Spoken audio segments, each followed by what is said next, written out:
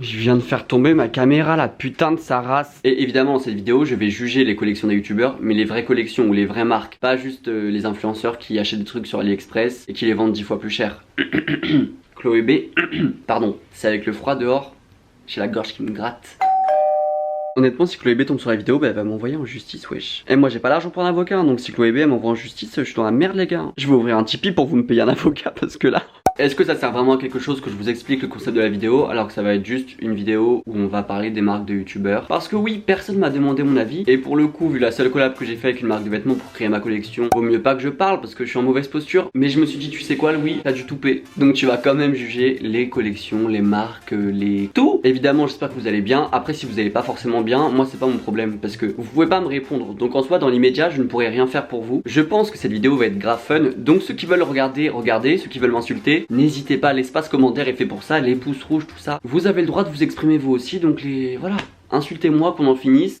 Le premier projet dont je voulais vous parler, c'est Clara Mars X ASICS. Et franchement c'était la collab que j'attendais le moins, parce que Clara Mars, pour moi, je sais pas, je la voyais pas collaborer avec ce genre de marque, tu vois, je la voyais collaborer avec Naked par exemple, comme toutes les influenceuses, ou je sais pas, un bail comme Asos, ou... En vrai, j'attendais absolument pas sur ça, et j'ai été tellement surpris, mais surpris du bon côté, parce que je trouve que pour le coup, les deux ont d'être ça. Donc ils ont tout simplement sorti deux paires, qui sont pas très chères, hein. La première est à 80 et l'autre est à 100 €. Donc ce qui est cool, c'est que c'est quand même des chaussures de marque, mais c'est pas super cher, c'est assez abordable en termes de sneakers évidemment, parce que bon, on va parler ensuite de Naked et les influenceuses là, mais ça c'est... Est-ce qu'on en parle après? Honnêtement, j'ai même pas de paire préférée parce que je trouve que les deux sont archi fraîches. Déjà les couleurs orange, bleu, blanc. En fait, dans l'intégralité de la collab, je trouve que c'est super bien maîtrisé. Et il y a grave des détails. Par exemple, dans la paire blanche, et je crois que c'est dans les deux paires d'ailleurs, la semelle intérieure est orange. Tu vois, comme l'intérieur, mais comme l'extérieur et comme les détails de l'extérieur. En plus, pour ceux qui connaissent pas ASICS, c'est des paires, il me semble que c'est pour le running, mais aussi pour le workwear. En plus, je veux dire, c'est une marque qui n'a plus rien à prouver. Et le fait d'être ASICS et de collab avec Clara Mars, moi je trouve que c'est incroyable. En plus c'est vraiment un truc qui a jamais été vu, ce genre de bail. Et évidemment le seul bémol c'est que ce soit destiné uniquement aux femmes au niveau des pointures. Moi je fais du 45 donc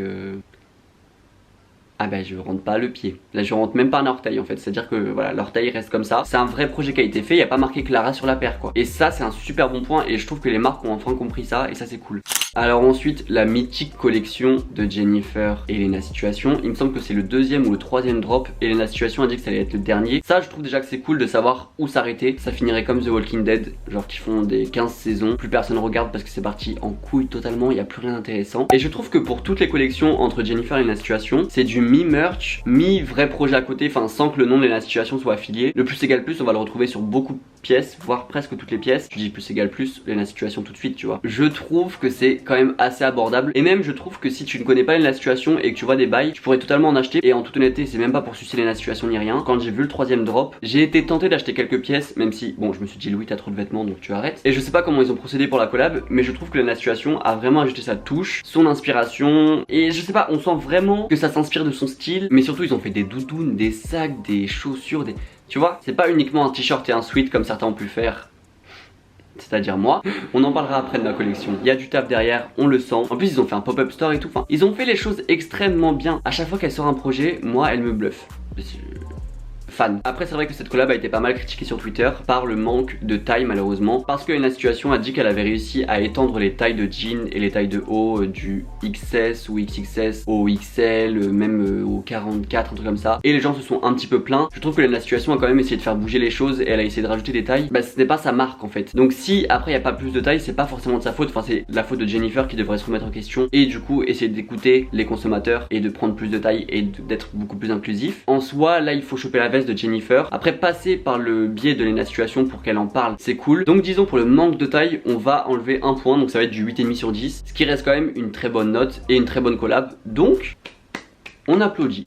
Alors ensuite la marque de Squeezie qui s'appelle Yoko. Je vais vous le dire très sincèrement, je ne sais pas pourquoi ça s'appelle Yoko, et donc je ne pourrais pas vous dire. Là je vais être totalement honnête avec vous, je ne suis pas fan de la marque. Je vais m'expliquer, c'est pas que la marque est moche, c'est pas que les visuels sont moches ou quoi que ce soit, juste c'est pas ma cam, voilà. Et surtout que je trouve que les prix sont assez chers. Après Squeezie s'est expliqué là-dessus parce que c'est vrai que quand il a sorti sa marque, il s'est fait choper sa veste par les gens de Twitter qui ont dit mais frérot c'est grave cher. Et c'est parce qu'il me semble que c'est assez éthique, que la qualité est assez bonne, que c'est fait en France, etc. Donc c'est pour ça que le prix est un peu élevé, donc c'est justifié. justifié, donc ça c'est cool. Et c'est bien d'ailleurs qu'un youtubeur fasse les choses bien et qu'il fasse un vrai projet, tu vois, dans lequel il y a de la qualité, de la recherche et pas juste un bail de dropshipping où il met son nom dessus. Enfin tu vois, je trouve ça vraiment bien. Mais après c'est vrai que c'est pas ma cam parce que c'est vraiment des sweats, des t-shirts, etc. où il y a marqué Yoko ou alors il y a des visuels. Donc en soi c'est agréable à regarder, mais c'est pas quelque chose que j'achèterais et c'est pas quelque chose que je mettrais. Je trouve que c'est quand même destiné au public de Squeezie, dans le sens où je vois difficilement quelqu'un qui ne connaît pas Squeezie tomber sur Yoko et acheter, parce que comme les prix sont assez chers, je trouve ça hyper dommage qu'il n'y ait pas un onglet sur le site où ils disent pourquoi c'est cher, etc. D'où ça vient, comment c'est fait. Pour moi c'est un peu entre du merch et une marque à part entière, et en soi je trouve que c'est pas forcément destiné à quelqu'un d'autre que sa communauté. Disons que la marque a le cul entre deux chaises pour le coup.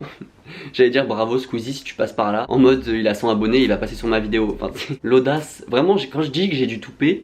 Alors ensuite là on va parler de Naked, parce qu'il faut en parler. Comment je pouvais faire une vidéo sur les marques ou les collections des youtubeurs sans parler de Naked, qui fait vraiment des collections avec littéralement tout Instagram. C'est un truc de ouf, sachant que j'ai été voir sur leur site et ils font des collections avec là en ce moment au moins 10 à 15 personnes. Il y a de tout, genre Naked, leur rubrique, il y a au moins 45 voire 50 rubriques différentes avec des collabs, des collections, ils ne s'arrêtent jamais. Enfin ces gens ne dorment pas, c'est pas possible. Là j'ai sélectionné les collections avec Paola, avec Chloé B et Danae, parce que oui, Chloé B pour une fois qu'elle fait un projet où c'est pas du dropshipping, je pense qu'il faut l'applaudir. Désolé hein, mais j'ai la haine contre elle. Enfin je suis désolé, mais arnaquer ses abonnés de la manière dont elle fait, sachant qu'elle avait déjà fait avec ses maillots de bain, et là elle fait ça avec sa marque de bijoux là qu'elle commande sur AliExpress et qu'elle dort à Marseille, donc du coup elle peut mettre fabriqué en France ou je sais pas quoi. Elle m'énerve parce qu'en plus j'adore son contenu et je trouve que c'est une meuf qui a vraiment un style et qui fait du bon contenu. La go est déjà grave riche avec YouTube, alors je comprends pas le fait de vouloir arnaquer ses abonnés. Et quand on lui chope sa veste, elle vient faire des vidéos excuses en mode non je vous assure c'est faux. Bref, on voit les articles sur AliExpress et on voit que tu les achètes. Enfin c'est exactement la même chose.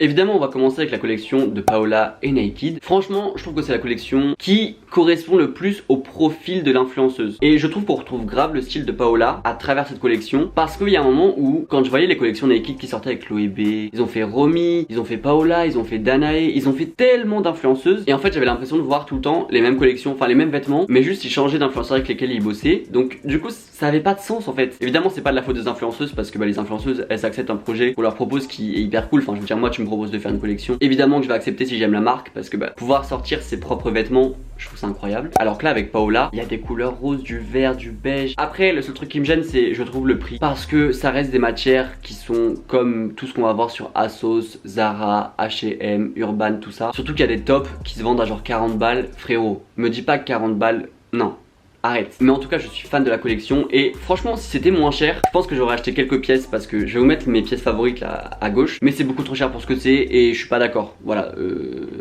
non. Et là par exemple pour la collection avec Chloé B, je sais pas, là pour le coup c'est vraiment la représentation de ce que j'ai dit au début avec Naked. C'est que là c'est que des pièces basiques, parce que là il n'y a pas réellement de choses hyper originales. Enfin c'est des tops blancs, des chemises blanches. Encore une fois, une robe à 60 euros, un top à 45 euros. Enfin wesh, faut pas abuser non plus. Et là je trouve que c'est dommage, parce que c'est faire une collection pour faire une collection et pas faire une collection autour de l'influenceuse. C'est là où je trouve que de toute façon une marque qui fait 15 collections avec des influenceuses en même temps, c'est là qu'il y a un problème. Je peux comprendre qu'ils veulent faire évoluer la marque et qu'ils veulent présenter d'autres bails pour faire des ventes, il y a pas de souci là-dessus, enfin c'est du marketing pur et dur, mais ils peuvent faire ça avec moins d'influenceuses, genre diviser par 2 le nombre de collections qu'ils font, comme par exemple celle avec Paola qui est parfaite. Les produits sont beaux, mais où est Chloé B là-dedans? Et ensuite la collection avec Danae, je trouve que c'est la même chose. Alors encore une fois il y a quelques pièces qui correspondent au profil de Danae, mais ça reste des pièces basiques pour la plupart. Mais tu vois, il y a un truc qui manque, il y a rien. Après il y a des pièces hyper cool, des pièces asymétriques, des jeans, des petits sacs et tout, mais ils auraient pu faire beaucoup mieux, surtout que Danae a un style un peu oversize, un peu côté américain. Elle a carrément ce style un peu californien, genre Los Angeles, tout ça, avec les grands t-shirts, les grands jeans, tout est oversize. Et là, on retrouve pas ça. Alors là on retourne avec Jennifer pour la collection Paps X Jennifer. C'est une collection que j'ai adorée. La vibes 2000, tout ça, trop bien. Ils ont pas fait non plus trop de pièces, parce qu'ils sont concentrés je pense sur le design de quelques pièces, et pas fait une collection entière de 45 vêtements qui au final n'auraient pas réellement de lien, tu vois, comme peut faire Naked. Il y a des pièces archi fortes comme l'ensemble en jean qui je trouve est super cool, que je me suis pas acheté parce qu'encore une fois j'ai trop de vêtements et je me dis en ce moment que consommer pour consommer ça sert à rien. Mais ça reste une collection, genre j'aurais pu aller en boutique et acheter sans problème. En plus les jeans sont abordables, genre du 30 balles, les vestes pareil, les t-shirts à 12 euros. Tu vois, je trouve que c'est bien parce que les prix sont abordables, les visuels sont vraiment cool, la collection est cohérente dans son ensemble parce que ça reste sur le thème de 2000, etc. Et honnêtement je trouve que ça colle bien à leur image. Donc franchement je trouve que Jennifer, s'ils devenaient plus inclusifs dans leur taille, vraiment ils pourraient devenir une référence dans les grandes enseignes. Et en plus ils seraient plus inclusifs que beaucoup d'autres marques qu'on retrouve telles que Zara, H&M, tout ça, tous les bails qu'on connaît. Et alors là, comment parler de marque d'influenceurs sans parler de celle de Romy qui a lancé sa marque de maroquinerie de sac. Spoiler alerte, j'aime beaucoup. Honnêtement, son premier drop, donc le sac l'indépendant, en fait il était trop grand et c'est pas le genre de sac que j'aime. Je trouvais que c'était cool parce que c'est un sac vegan en matière recyclée et végétale. C'est fabriqué en France, en Bretagne, donc ça c'est cool parce que c'est très éthique. Mais je me voyais pas acheter ou je me voyais pas porter la chose. Par contre, quand elle a sorti l'enveloppe, le petit sac, j'adore. Gros favori. Je trouve qu'elle a vraiment fait les choses bien et ça c'est super cool parce que par exemple l'enveloppe en couleur verte a deux doigts de me le prendre. Moi je le trouve vraiment très beau. Et je n'étais pas au courant mais dernièrement il y a eu un sac qui est sorti. Donc là pour l'instant c'est en liste d'attente. Il coûte 100 € et c'est le sac Hug Me. Vraiment je suis trop content de voir une influenceuse qui fait une marque déjà éthique, ce qui est très cool. Pas super cher par rapport au rapport du coup qualité-prix. Alors cette phrase je sais pas si elle voulait dire quelque chose, mais en tout cas c'est de la qualité et c'est pas hyper cher pour ce que c'est en soi. Ça se voit qu'elle s'y met vraiment à fond et ça fait trop plaisir, genre vraiment ça fait super plaisir. Bravo à elle parce qu'en plus il y a très peu d'influenceurs qui sortent leur marque de maroquinerie parce que c'est quand même quelque chose qui doit être très dur à faire. Bon elle passera jamais par ici parce qu'encore une fois c'est une dame qui est très occupée je pense et qui a beaucoup d'abonnés. On ne peut que la féliciter et on peut l'applaudir. Bon alors pour la fin on va parler de ma collection que j'ai faite. Je vais pas citer la marque parce que j'ai pas envie de faire de la mauvaise pub ou quoi que ce soit. Disons que si je devais définir mon ressenti par rapport à cette collection, je dirais déçu. Et pourquoi j'ai fait ça? En fait quand on m'a proposé la collection j'étais très enjoué parce que ça fait longtemps que je voulais faire quelque chose. La mode, les vêtements c'est vraiment quelque chose qui m'a aidé à m'accepter, à avoir plus d'assurance etc. Donc j'aime trop ça, j'aime trop créer et dans ma tête j'ai tellement de choses que je veux créer. Et quand on m'a proposé ce projet je me suis dit yes je veux faire ça parce que ça m'intéresse. Mais en fait j'étais vraiment très écarté du processus de création et vraiment je sais pas m'imposer et dans ma tête ça allait se faire autrement et j'imaginais ça autrement et ça s'est fait assez vite. C'était en mode vraiment du merch pour le coup, c'était on a mis mon nom dessus. Alors après certes c'est quand même une collection qui me ressemblait parce que le vert, ma couleur préférée. Ça mettait quand même en scène les couleurs que j'utilisais le plus et franchement ça valait pas le coup. Après je suis quand même content parce que c'est quand même une première expérience là-dedans. Mais je sais qu'il y a eu quelques retours de mes abonnés qui me disaient genre Louis c'est pas contre toi mais juste je trouve qu'on te retrouve pas là-dedans. Je regrette mais après si c'était à faire je pense que je le referais parce que ça fait quand même une expérience là-dedans. C'était mes premiers pas dans l'industrie de la mode et ce ne sont pas mes derniers en tout cas je l'espère. Donc voilà c'était on a essayé avec du recul on n'aurait pas dû mais écoutez on est là, on reste debout, c'est rien, c'est la rue. Enfin bref les gars, cette vidéo est terminée, j'espère qu'elle vous a plu. Si elle vous a plu, vous savez quoi faire, les petits pouces bleus, les machins, tout ça. J'ai spill de tea, j'ai parlé de choses qui me semblaient très importantes. Et si ça vous a plu la vidéo, j'en referai une deuxième où on parlera d'autres collections, d'autres marques, tout ça. J'avoue que j'en ai pas trouvé beaucoup et j'ai pas pu en faire plus parce que il y a un moment où je séchais en fait. Parce qu'il n'y a pas tellement de projets comme ça avec les influenceurs. Et dans ma tête j'en avais beaucoup plus. Mais je pense que c'était vraiment Nike qui m'a matrixé parce que j'ai vu tellement de collections Nike que je me suis dit waouh mais tout le monde en fait. En plus vraiment tous les youtubeurs que j'ai cités dans la vidéo, ils me donnent pas l'heure. Ils ont pas le temps de me caler la vidéo. Mais moi j'aime trop faire ça. Franchement donner mon avis quand il est pas demandé et quand c'est sur de la mode, à moi directement je plonge la tête dedans. Enfin bref, on se retrouve la semaine prochaine, mercredi. N'hésitez pas à aller voir mes anciennes vidéos, à me rejoindre sur les réseaux etc. Vous savez tout ça. Évidemment je vous souhaite un bon week-end, un bon dimanche et bisous. J'ai failli tomber, pardon, excusez-moi.